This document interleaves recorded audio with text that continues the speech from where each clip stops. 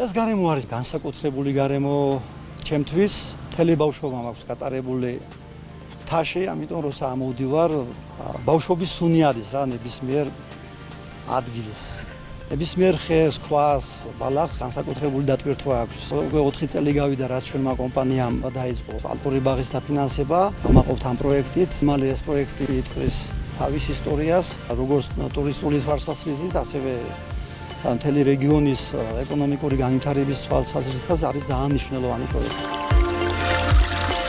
გოდერძის ალპური ბაღი არის უნიკალური, იმიტომ რომ აქ თავმოყრილი იქნება სუბალპური და ალპური ზონისათვის დამახასიათებელი მცენარეულობა, რომელიც გავრცელებული არის საქართველოსა და მთელს კავკასიის რეგიონში.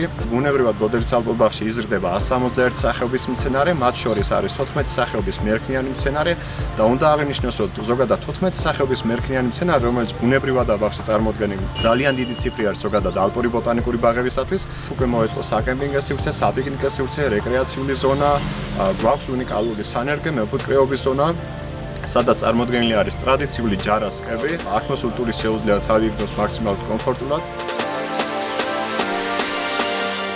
So this started as პირველად ალპური ბოტანიკური ბაღი იდეის სახით არსებობდა. ჩვენ წარმოვადგენთ ხორცის, რძის, მატყლისა და თაფლის სექტორის საბაზრო განვითარების პროგრამას და გოდერძის ალპური ბაღის მხარდაჭერით გვსურდა ადგილობრივი უნიკალური გარემოს პოტენციალის კიდევ უფრო გაზრდა, მისი სამეცნიერო და ეკოლოგიური ღირებულებების ხაზგასმით.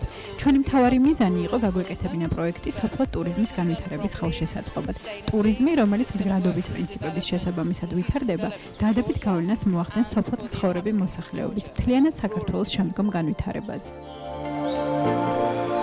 Development of this garden ბოტანიკური ბაღის განვითარების მიზანია არა მხოლოდ აჭარის მრავალფეროვანი ბუნების, იშვიათი სახეობების და ზოგადად მაღალმთიანი აჭარის ეკოსისტემის დაცვა, კონსერვაცია, არამედ ტურიზმის, განათლებისა და კვლევის რეგიონული ცენტრი შექმნა.